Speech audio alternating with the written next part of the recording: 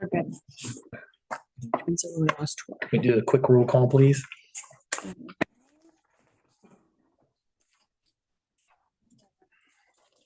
Tim Brown, Here. Brad Godecker, Here. Deborah Hendrickson, Here. Joe Saylor, Here. and Richard Hill. Here. Mr. Saylor, I had asked that you do the invocation. Or Carmen, would you like to do it? Okay, please. Your Heavenly Father, we gather here today in your presence to conduct the business of the town. We ask for your blessing and guidance. Give us your guidance to support the town in the best manner possible. And then to quote Matthew 5:4, "Blessed are those who mourn, for they shall be comforted." In your name we pray, amen. Amen. Any questions about the agenda tonight? Okay. Minutes from July 8th. Questions, concerns on the minutes? Do we have a motion? I make a motion to pass minutes from July 8th and 23rd at the same time. Is that okay with everybody? It is for me. Yes. Second. Debbie made the motion and Brad seconded it. We have a roll call, please. Tim Brown, Yes, you wanted to do Brad Godecker. this one. And this Hold on. one. Third. You okay with that? Yeah, that's all right. Yes. Apologize. That's okay. She's I going. said yes. Okay. Deborah Hendrickson, Yes. Joe Saylor, Yes. Richard Hill. Yes, Pass 5-0.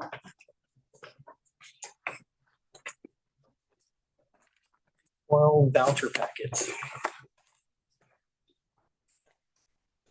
Concerns with the voucher packets at all? Concerned. Some concerns on this side? We have a motion on the table. Make a motion to approve the voucher package. I'll second. Tim and Joe, roll call please. Tim Brown, Yes. Brad Godecker, Yes. Deborah Hendrickson, Yes. Joe Saylor, Yes. and Richard Hill. Yes. Pass 5-0.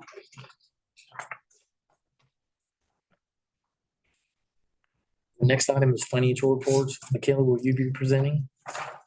Yes, I don't know if you guys, I know it's been kind of up in the air if you guys want me to run through everything. There was nothing out of the ordinary, in the financials. I do have the interest from the bank, if you guys would like that. Okay. The town was able to profit for the month of July, in interest, $30,443.23. Anybody have any questions for Michaela? No, I don't. Thank you. You're doing fine. Thank you. The first item, old business, is ordinance 2025-10. Redevelopment Authority, Ms. Carmen? Or is that, Defer to Dennis on. okay? Mr. Dennis? How do you spell your last name? OTTEN. Do you know an Otten? Yeah. I just didn't know how to spell the last part. I had an Uncle Mark who lived down in Greenwood, who was an attorney for quite a number of years. And kind of in this neck of the woods, so sometimes people don't know him. He's much older and retired now. I know of him. I don't think I ever met him. A funny story, as an aside, I went to college at IU and my girlfriend and I were driving up to go to the zoo. And I got pulled over pretty close to here on 37. And I thought, oh shoot, I didn't have a dime. And pulled over and the cop goes, Otten, huh? And they gave me a warning and he knew my uncle, so. Great attorneys in your family. Okay, I'll get off that. So this is the ordinance of the redevelopment authority. So I want to back up a little bit. I think I was here last month and we've been talking about this road improvement project, the roundabout project, and doing a financing for it to generate funds. And the plan of finance is to have a property tax backup behind these bonds, but really we're going to pay for them with existing TIF revenues. And if Adam were here, I think he would tell you, and Carmen can shake her head, There's enough TIF revenues to support the debt service payment on these bonds. But to get the best interest rate, we want to tell the bondholders that Whiteland's property tax levy stands behind it. So that saves you money. It just makes for a better deal. By putting the property tax back up on the bonds, it invokes the debt limit. And we don't want to use up the town's debt limit. And so we do a lease financing structure, because leases don't count as debt. And we talked about building corporations at the last meeting and how all the school buildings in Indiana are held by nonprofit building corporations and town halls, police stations. A lot of public buildings are done that way. Same thing with roads. So for the town to do a lease financing, it needs to create what's called a redevelopment authority. And it's purely a function of statute. It's another department of the town, if you will. And it acts solely for the purpose of acting as a bond issuer for the redevelopment commission. And payments will flow through a lease between the redevelopment commission and the redevelopment authority to service the bonds. We're going to put road assets under the lease with the redevelopment authority and redevelopment commission to support the lease rentals.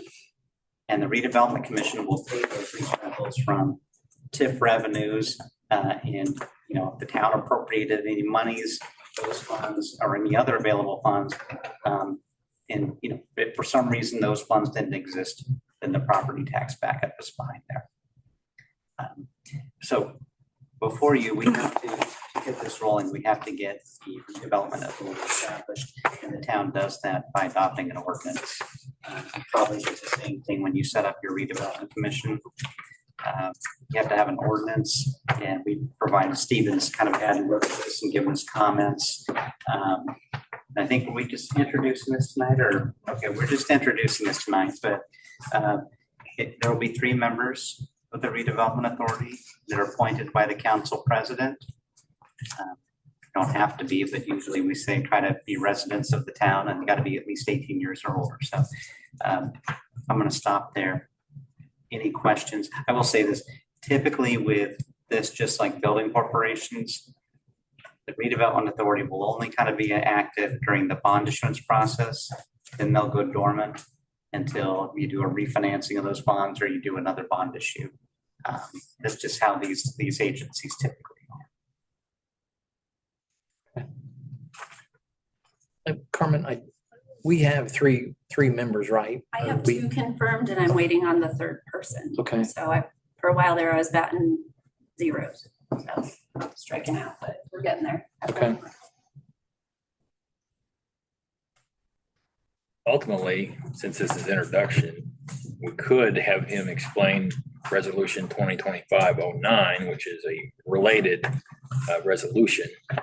It is also just here for introduction with the anticipation that at the September meeting, final approval would be granted on the board. You want to explain the Can resolution? you speak on that? Yeah. I'd be happy to, if that gets me out of here a little earlier. I would do that. But the resolution only needs 1 reading. Legally speaking, yes. However, Ordinance, yeah, the ordinance requires 2 unless you suspend the rules, and we didn't want to rush the council. okay, so we're not going to vote tonight then. No. Correct. I will tell you, our general preference on these things is to do kind of a 2 reading on these resolutions, just because they're, fiscally significant matters, and there's a number of other steps to go through. Gives you all an opportunity to ask questions, think about it, or for the public for that matter. So this resolution recognizes that there's going to be authorizes not to exceed bonds of $2,750,000 for the road project. They'll be issued by the redevelopment authority. By statute, the council has to approve any financings undertaken by the redevelopment commission, and this is a redevelopment commission financing. And so that's what this is, but it approves the lease agreements for the financing. And I have those here. We've got forms of them, and Jacob is still working on kind of finalizing some of the descriptive matters in that, but those will be available for the next meeting. They'll also get approved by the redevelopment authority and the redevelopment commission following a public hearing. But we have 2 leases. One is going to lease road assets from the town to the redevelopment authority. And then the financing lease, we call it, is the big lease. That's between the redevelopment authority and the redevelopment commission. It leases those assets to the commission. Commission makes the semi-annual lease payments and supports the bonds. Once this roundabout and project gets completed, we'll go to the lease, the road inventory, the town's leasing over back to it. So we'll kind of free those up off the lease, and then it'll just be the new project that's covered under the lease. And the lease provides, the payments are payable from, existing revenues with the property tax backup.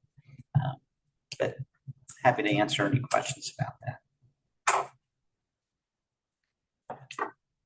Am I correct that part of what the resolution expressly does is to expressly authorize the redevelopment commission and probably the redevelopment authority, but primarily the redevelopment commission to enter into this bond financing? Yeah, that's right, Steve. And there's no particular order, but one of the things we have to do is you have to sign the lease, but we can't sign the lease until the authority, the commission, and the council have approved it. The commission can't do it until after a public hearing.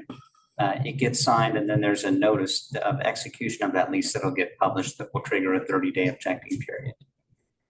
So we have, you may or may not have it, but there's a financing calendar we have here, and you can kind of see the progression of these steps. That's on there. And you can see in the first paragraph of the resolution that the bond amount at this point in time is anticipated to be $2,750,000. Actually, that is the not to exceed. Yeah.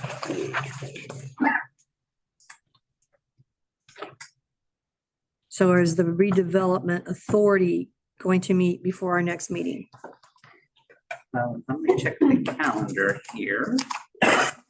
We have the redevelopment authority meeting on September 11th, which is the same date that the redevelopment commission is meeting, which is after your September 9th council.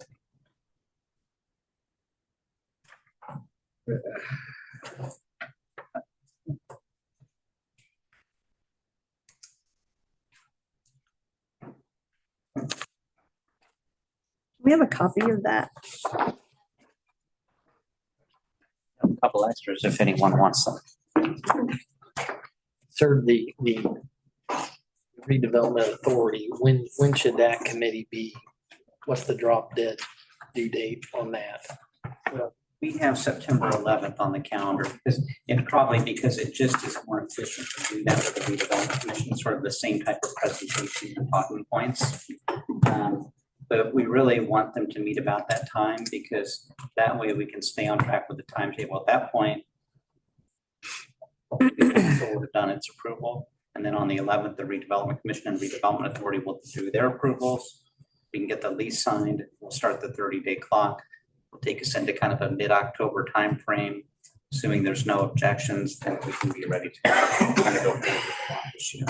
Okay. And maybe, I'm sorry. Okay. Maybe to get to your specific point, the establishment of the redevelopment authority won't officially happen until September 9 meeting, assuming you adopt an ordinance. And at that point, then you can officially appoint the members. Right. That's only 2 days. At minimum, I would recommend that you appoint them that night so they know and can put that on their calendar and so forth. However, if they can be made aware of the intention in advance of that, I would hope, at least a week in advance so that they could, be preparing and so forth. Well, that's kind of what I was thinking, since we have two confirmed and one potentially need to make sure that their schedule is open to have some conversation and then be able to do what they need to do after the council potentially approves or whatever. So Certainly. Wonder for the. And if that date needs to slip, I'll get you a copy of it. that's fine. And I think Steve kind of said it well. If we sort of have an idea of who those folks might be and they want to have discussions with Stephen, Jacob, or myself, we'll be available. We have some sort of general materials too that we've prepared over the years that we can kind of hand out to these members, sort of similar to redevelopment commission members, to help them kind of get their feet wet and get a little bit better understanding of the process. So yeah, we certainly don't want to these folks feel uncomfortable being sort of new to the position. Okay. We'll make sure it happens. If there's any other questions, this is just introduction, so you don't need to do anything further if you don't want to. Thank you. Okay, any questions? No. No. Very much, sir. Appreciate it. Very good. Much. Have a good evening. Go home early. Yeah. New business? Business Department 2025-11 Redwood PUD. So I will start off and then I will turn it over to the petitioner's representation. So we had a petition sent to the Plan Commission for a modification to the PUD, the Planned Unit Development Concept Plan for the Redwood at Whiteland project. The gist of it is when that was initially presented to you all, all the units were going to be 2-bedroom, 2-bath, and they have a new concept that they can have options of having 1-bedrooms as well as 3 bedrooms. So I won't steal the petitioner's thunder, but this did pass the Plan Commission with a favorable recommendation to be brought along to you all. And I will introduce Joe Seacos, familiar face, but he is with Clark Quinn. Is that it? Okay. On behalf of the petitioner. Yes, ma'am. What was the vote? Do you have the vote? It was, yeah, Unanimous, but I think there were some missing members. it was 4-0. 4-0. So sorry about that. That's, and I didn't see it, but, okay. Do what? Good evening, Joe Seacos with Westman Law, land use consultant offices at 320 North Meridian Street, Suite 1100, Indianapolis, Indiana. As Carmen mentioned, this is a modification to the original PUD that was passed in 2022. Original plan, most of the redwoods were 2-bedroom, 2-bath units all the way through. In the meantime, they have developed a separate concept that fits in basically the same footprint, plus or minus, I think it's 2 feet. Incorporating a 1-bedroom and a 3-bedroom unit into the same footprint. This came about primarily with 3-bedroom units. Same clientele, same kind of 55 and over focus, although it's not restricted. Where folks are retired, they want that extra bedroom for the grandkids come over, spend the night, but maybe they also work from home or want a home office. So that was really the push for the 3-bedroom units in the Redwood concept. Carl mentioned this was a recommendation from the Planning Commission last week. I would be happy to answer any questions you have tonight.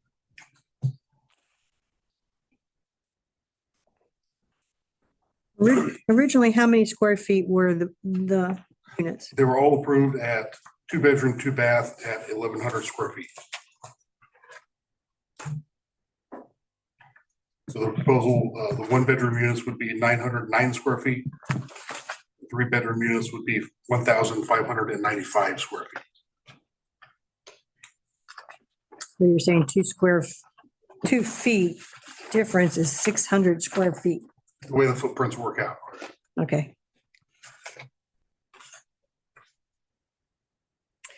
Are these changes going to be in just across the development, or are they going to be centralized in the different areas? Well, right now, they're only looking at 1 unit. The plan, you have the staff report plan. Closer to White Road. However, they would like to kind of keep that option open. This is a new concept for Redwood. They're not sure, how popular that will be in this market. Although they're confident it will be popular enough that. Which one? This one right here. Mhm. There. Okay. Just one building's going to be that way right now? Right now, Because they've already got slab support on some of this. yeah, this wouldn't change anything they've already pulled. This would be anything going forward. Just anything going forward.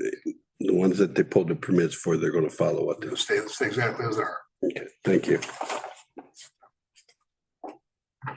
That makes sense. These are similar to, don't you guys have a development behind the Kroger on Smoky Road? Yeah, that's Redwood Community. those are all 2-bedroom units. The size changed very little. Still, even the 1-bedroom still has a 2-car garage.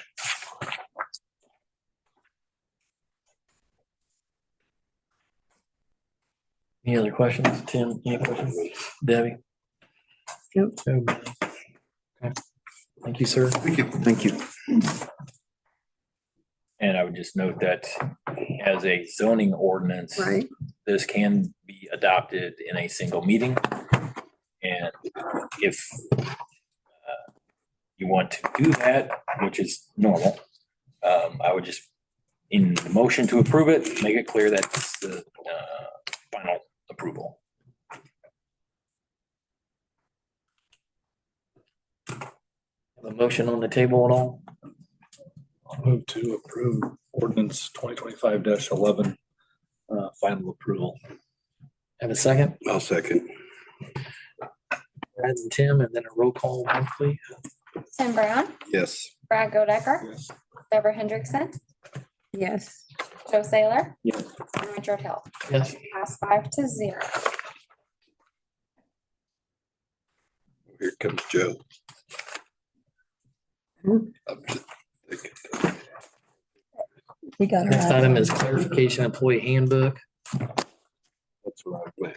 Is that what you meant, Joe? Would you like- I see. You got 3 valid points. That's about all I took notes on. All right. As regards the employee handbook, I would make a motion. It's in 3 parts. The first portion would be to direct the town attorney to draft an amendment to the employee handbook regarding personal days and consistent with current policy and practice.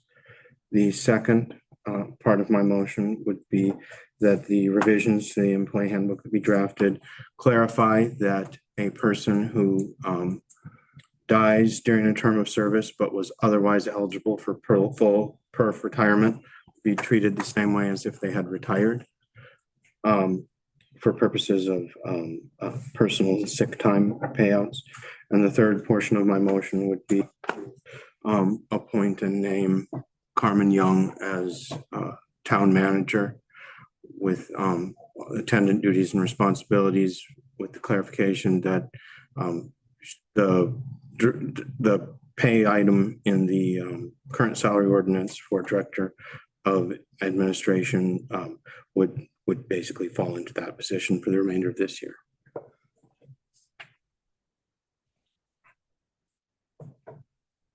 So we're going to unanimously agree. That's But that was a motion. That's my motion. Motion. That was the motion. So we- That was a second. gotta get a second. So Joe had his 3 points and Brad seconded it. We take a roll call vote, please. Tim Brown, Yes. Brad Godecker, Yeah. Deborah Hendrickson, Yes. Joe Saylor, Yes. and Richard Hill. Yes. Pass 5-0. Thanks, Joe.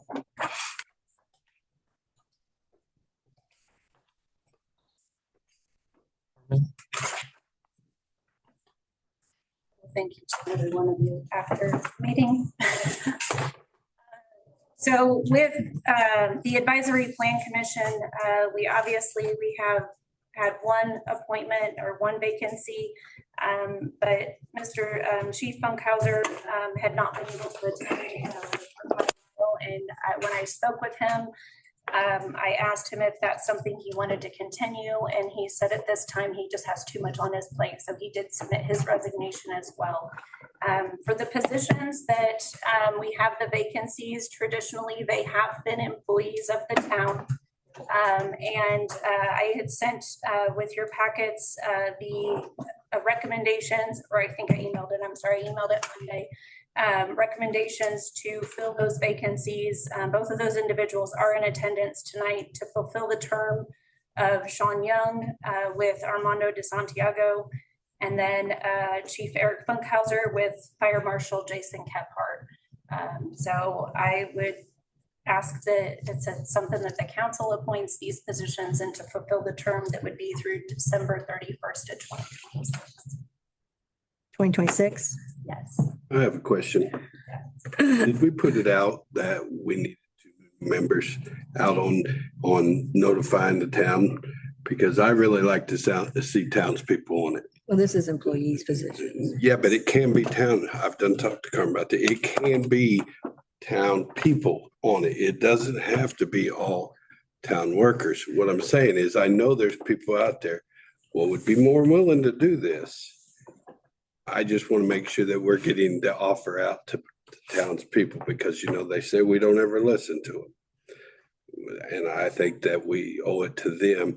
If no one wants it, I agree, then we have to do the right thing and put someone there. I get that, but I think we should do our best to get it out to the public and let them be aware that there is an opening. And Stephen can correct me if I'm wrong. So like I said, right now we have 4 residents. Those are politically based. So you have to disclose your political affiliation, and we cannot have more than a majority. There has to be a balance. In the past, and why we've had the 3 staff members that we've had is when we're looking at new developments, even though this isn't, we've modified our subdivision control ordinance and what has to come before plan commission. But we want to make sure that we have folks on this plan commission that understand development, understand infrastructure.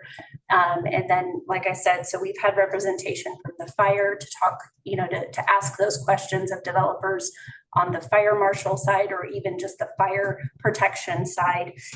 We've always had somebody on there, again, more of our public works employees, just to, again, make sure that we're asking those questions, that we're not saying that we're talking about what's going in the ground that day, but to get those additional commitments. And we certainly can ask the public for their input, because we need, with the plan commission, they just need to follow, their goal is to follow the comprehensive plan.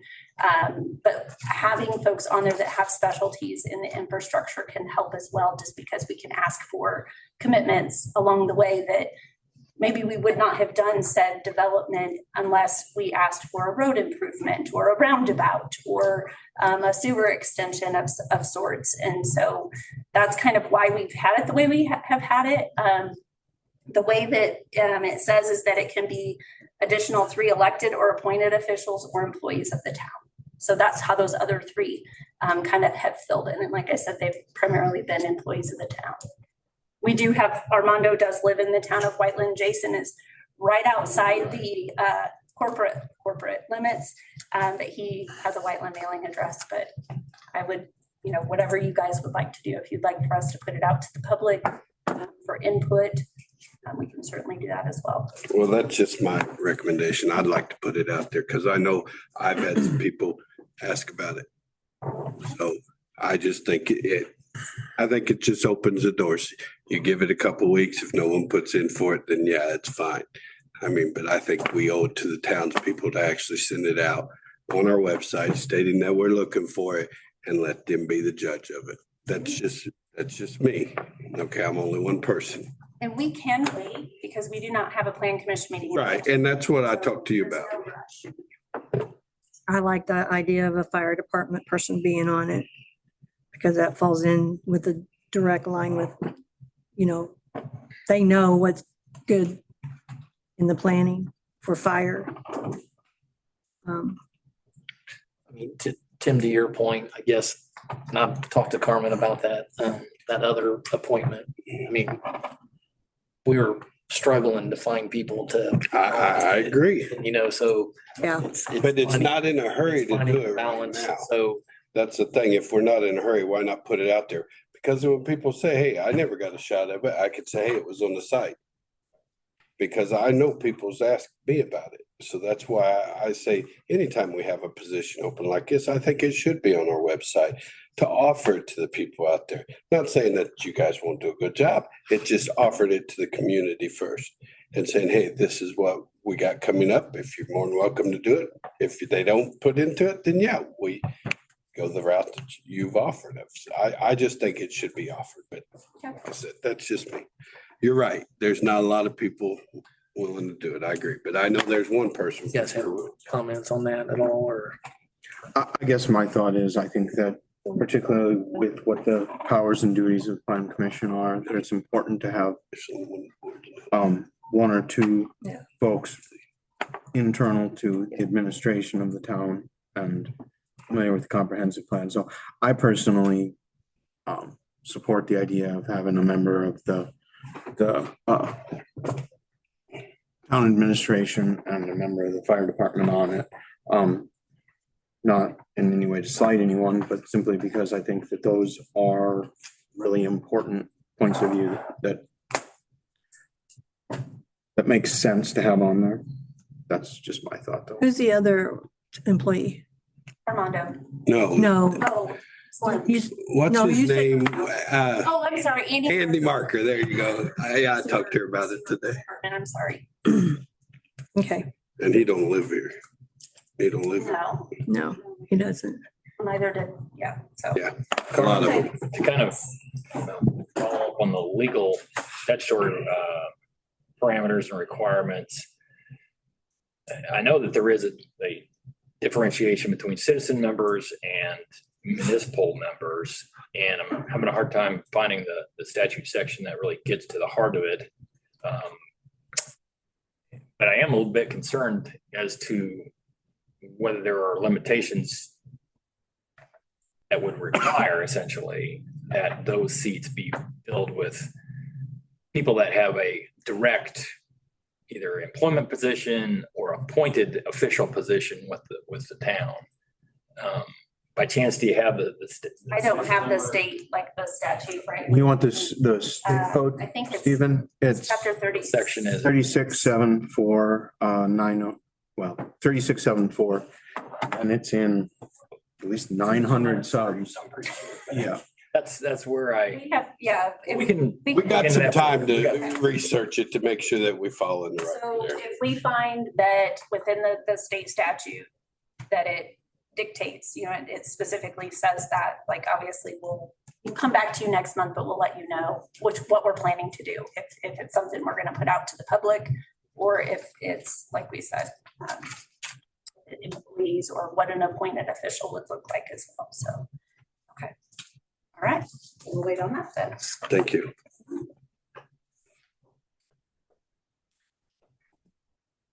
Mr. Watson, conflict of interest disclosures, is that you? Yep. Normally it is. I've not been provided any. I believe there were some disclosures that have been provided, but If you'd like to look. These at were it. provided originally a different time, but they weren't complete. But they had to be recompleted, sent back Right. out, and they had to fill them in. I remember that. It was the Rakers. Mhm. I have them, they were in the printed packets. and Tim, he provided me his copy. And if we think that these have been completed appropriately, then we can move forward. I'll just go through them one by one and we can decide what to do on those. First is Doug Raker. His title is a firefighter with the Whiteland Fire Department. And it's not checked whether it's a single transaction or an annual. I believe it's intended to be an annual, and at the bottom of the second page, it does say annual disclosure in the date area, so that would be the intent. The contractor is not applicable. The description of the contractor purchases is family. There must be a family relationship with someone. All three of them. Okay, and the description of my financial interest is hourly pay $17 per hour. So, looks like there's a disclosure. He's on the fire department, and that there are other family members on the fire department, and what he's paid. It says down here at the bottom, annual disclosure. Right. So there's that. There's, looks like they're all Rakers. I think I heard someone say. Yeah. Yeah. The second one is Scott Raker, Whiteland Fire Department, an annual disclosure is marked. Contractor purchase family, and description of my financial interest. I make, looks like probably $17 an hour. Maybe it's 11. Looks like Working with my 17. brother Cole and father Right. Doug. We do. So that's his disclosure. And then the third is from Cole Raker, firefighter of the Whiteland Fire Department. Bottom of the second page, it says annual disclosure. Contractor is not applicable, description of the contractor purchases family. And on the description of my financial interest, it states I make $17 an hour working for the fire department. I also work with my brother Scott Raker and father Doug Raker. Those are the disclosures. What is this?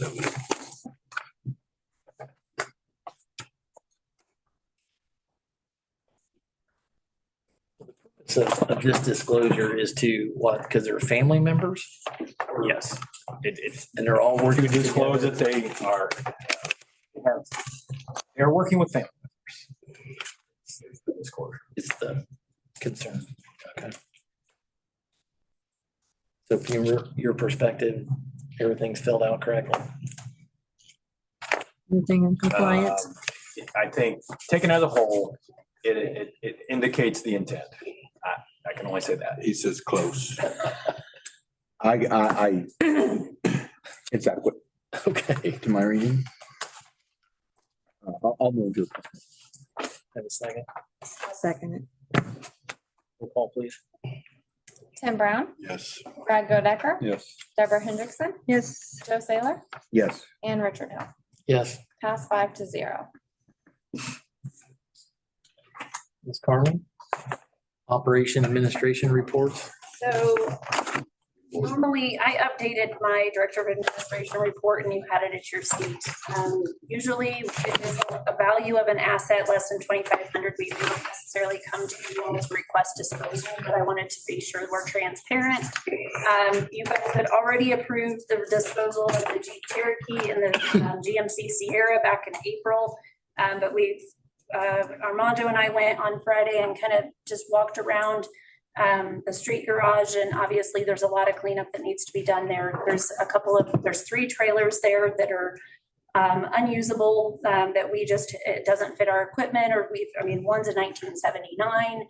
Some came over from the fire department when we have brought the fire department underneath the town, and just not something that we use. And then the other item, the 2003 Knight mixer, this was used back when we would do land application, and since Jesse Jones, our sewer superintendent, has been here, it's not been used. So we're asking for approval to dispose of those assets, and we already have somebody ready to come and take all of those and scrap them, basically.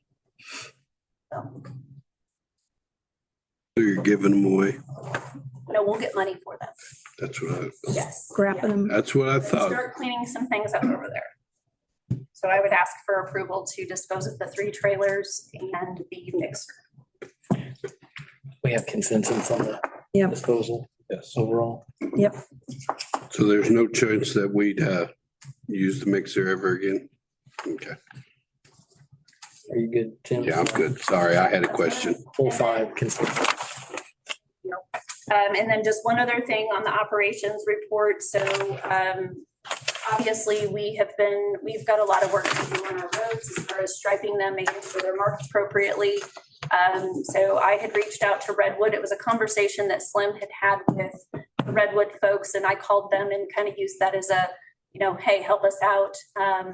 And just making sure that they were still on board. They are going to stripe Whiteland Road west of 31 after they do their small paving project, that they are going to stripe all the way up to US 31 and help us out with that. But again, some of the things that we've been doing in the last week and a half is pricing out what that would look like. Do we need to purchase or look into our own striping machine? I know the county has one, Greenwood has one. Is there an opportunity to borrow those pieces of equipment just so we can make sure everything is starting to look better and properly marked, so we don't have any issues with potential claims down the road.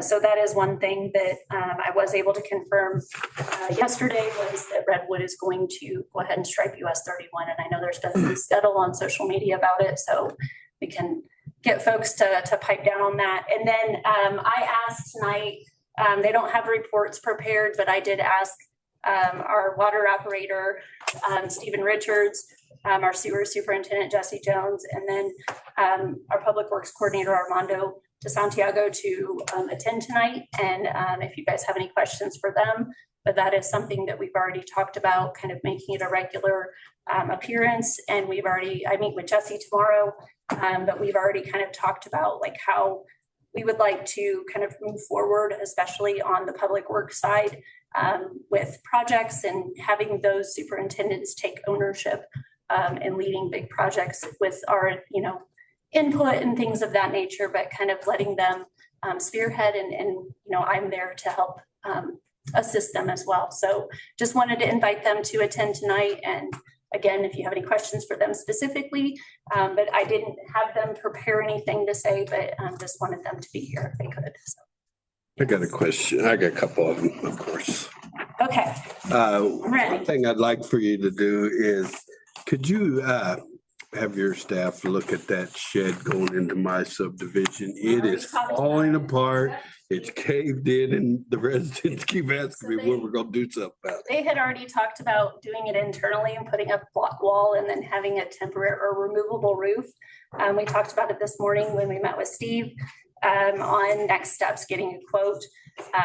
We just need to get it done. We need to get it knocked out before winter and need to make it look nice. I did one over in our area and I made one with a roof off of it. I think it was there at the time and I designed it where we could take the roof off with a crane. Yep. I know how, if you guys would like, I could help you show you what I did over there. Maybe it's something you could do over there because it's really a small building. But I put a slant roof on it. That way we could lift it off with a crane, get to our pumps and stuff like that. Just made it accessible for us. I do appreciate you taking time to address the cleaning of everything and the sheds and all that. I do appreciate that. I just wanted to say to our supervisors, it's time. I mean, this is your time to shine. And Carmen's going to be fair, but it is definitely your time to shine and to carry the maintain of excellency that we like to see here for our residents. I appreciate all you guys coming tonight and I appreciate you stepping up. I know it's going to be an uphill climb, but I think working together going forward, I think we'll all be all right. Thanks again. Anybody else have any questions? Thanks, Carmen. I guess I take one comment that I would have is that the superintendent's department heads, that if they do have something big that's going on, if they do have something they want to prove on, that they just come in and be prepared to speak about that. But I don't expect them to have to speak every time if they. And that's where I want them to take ownership of the project. So if it's a water project, I mean, obviously I'll be here to kind of help them as well. But it should be their project and, with administration. It's nice to see the individuals here in case there are questions. So appreciate you guys coming. Thank you. Thank you.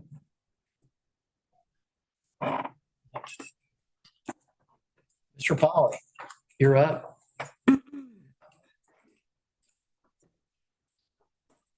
Hello, everybody. I don't have much. Couple things to pass on. National Night Out was a success. We did this with CPPD over here, Johnson County Sheriff's New Whiteland, had their big ARAC or whatever they call that thing. And we had the bombs team over there, dogs. Everybody loved it. The kids all loved it. It's pretty much a successful event. Just wanted to bring that up. Where was it held at? Over at the high school. It was hot, What but event was that again? National Night. National Night Out. It's a once a year thing. It's the police meet the public every August. Always on a Tuesday night. I didn't know about it. Weird night and probably the hottest month, so. But we had a good turnout. It wasn't, I think, busier in the past, but it wasn't bad. There was a lot of people and kids there. Games and stuff set up.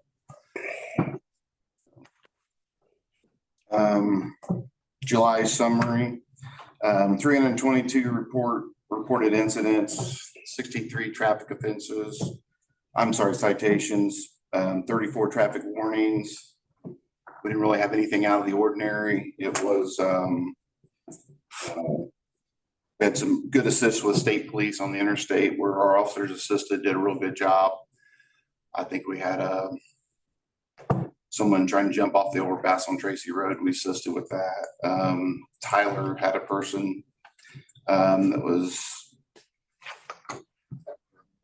mental stress and tried to run through traffic on 65. We did a good job getting him off there. No high profile cases this in July. But pretty easy month there. As far as an update on the posting for the job, I don't know the exact count now. What I have wrote down here, this is when Julie was here. I think there's 5 outside and 2 internal applicants, and posting closes on Friday, so there still could be more come in. We just don't have those numbers right now. So, but other than that, that's about all I have. Okay. Thank you. Thanks, sir. Thank you. Hey, tell Mr. Croy, thanks for not giving me a ticket. I know they ran out of gas. I'll tell him. Gotta know how to drive it. Mr. Godecker, help me out. Council comment at all?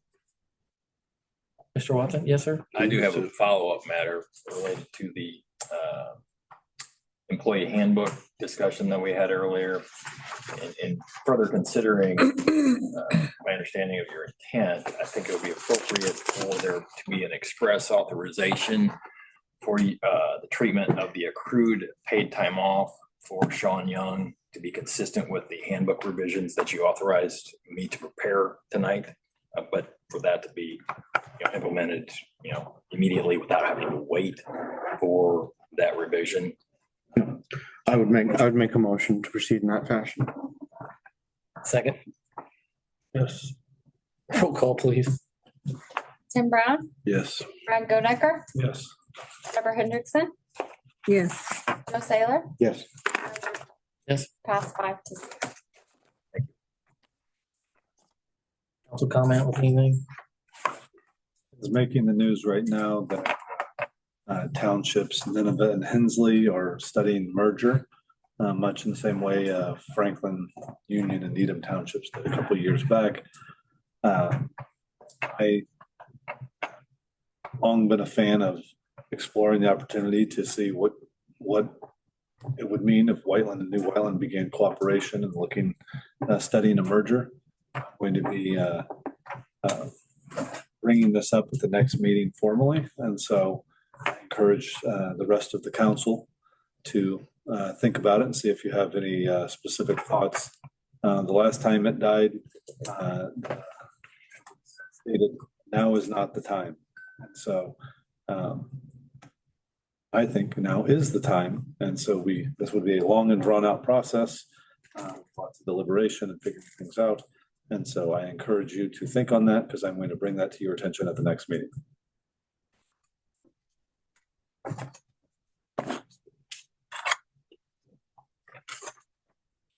Any other comments at all? Any public comments at all?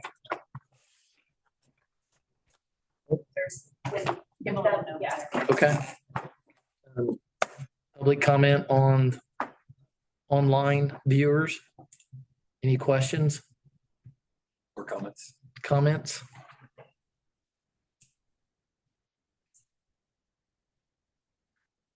Telling Nothing? you, needed to be quiet. I see my wife's on there. I'm surprised. Okay.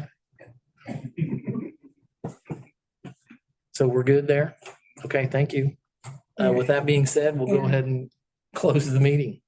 Thanks, everybody. Meeting adjourned. Thank you.